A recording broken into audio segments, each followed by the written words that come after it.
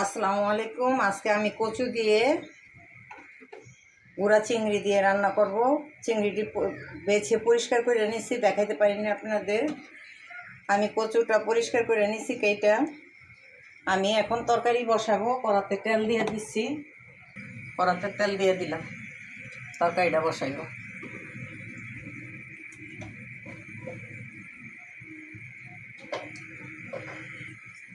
একটা তেজপাতা দিলাম,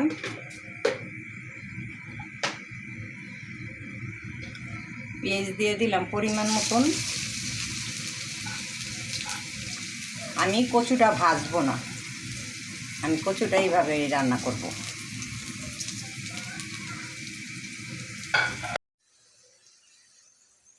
পেঁয়াজটা লাল হয়ে গেছে, এখন আমি চিংড়ি মাছটি ছেড়ে দেব। লাল করে ভাজা নিব চিংড়ি মাছগুলি।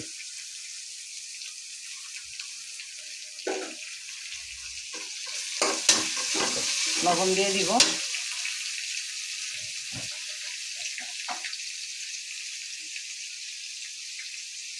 পরিমাণ মতন লবণ দিয়ে দিব।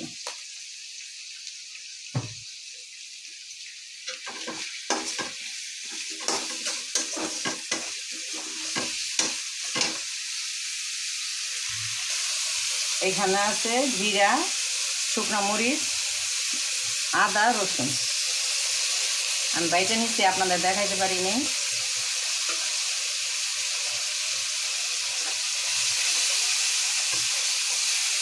ধনিয়ার গুঁড়া দিয়ে দিলাম,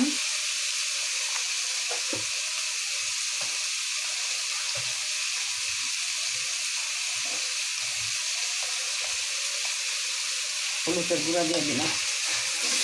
এখন কষাই নিব ভালোভাবে। পানি দিয়ে দিলাম, টমেটো দিয়ে দিলাম।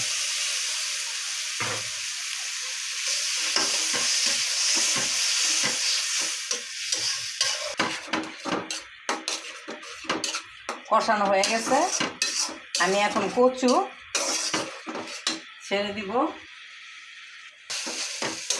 আমি বড় মুখী কচুই আনছি, এটা বাজার থেকে কিনে। মনে করেন এটার সাথে আমি 2টা আলুও দিব। এই যে আলু 2টা পরিষ্কার করে ধুয়ে নিচ্ছি, 2টা আলু দিচ্ছি মুখী কচুর সাথে। ভালোভাবে কষাবো আরও।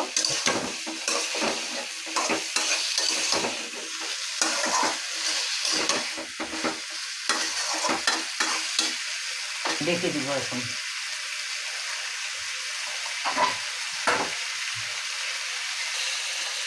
অল্প একটু পানি দিয়ে কষাই নিব ভালোভাবে।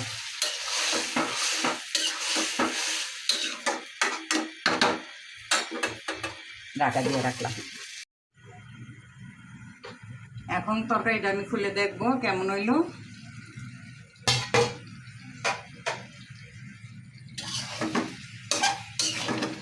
কচু একটু কষাইতে হবে, কেননা আমি তো তেলেও ভাজি নেই, বাপাইও নেই। আমি এখন হয়নি, কচুটা শক্ত আছে, আর একটু হবে, আমি আরও ঢাকা দিয়ে রাখবো। এখন আমি দেখবো সিদ্ধ হইল নাকি।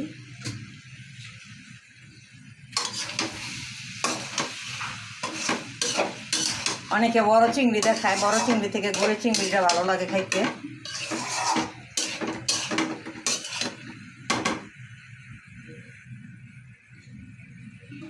হ্যাঁ, গলে গেছে,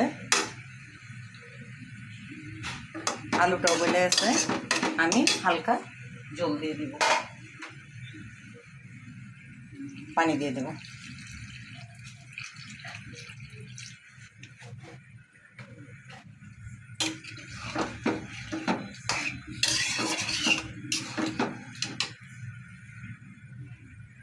কেননা কচুর তরকারি একটু ঝোল রাখতে হবে, টেনে খেয়ে ফেলায় কচুতে টানে পানি,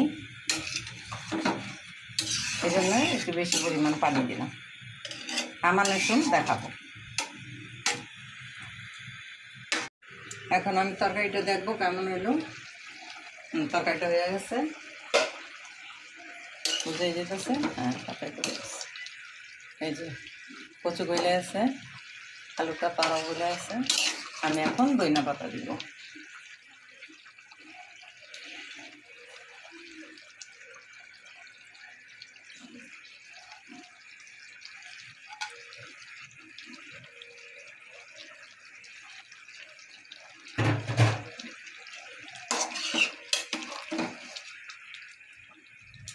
লবণ দেখবো ঠিকঠাক মতন আছে নাকি, আমি নামাই নিব। হ্যাঁ, লবণ ঠিক আছে, এখন আমি নামাই নিব।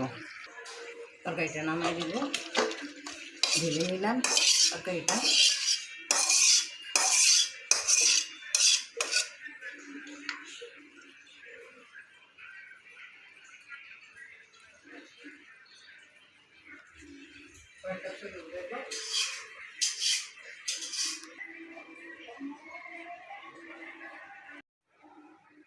এখন রান্নাটা হয়ে গেছে, এখন আমি খাবো, খেয়ে দেখবো কেমন হয়েছে তরকারিটা।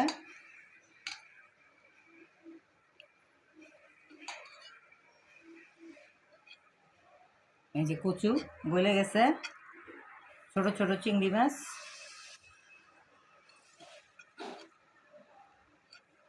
বিসমিল্লাহ।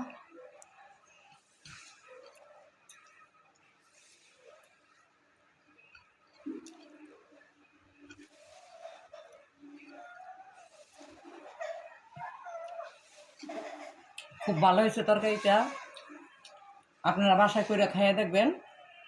আর আমার নতুন ভিডিওটারে সাপোর্ট দিবেন, শেয়ার করবেন, লাইক করবেন, কমেন্ট করবেন। আল্লাহ হাফিজ।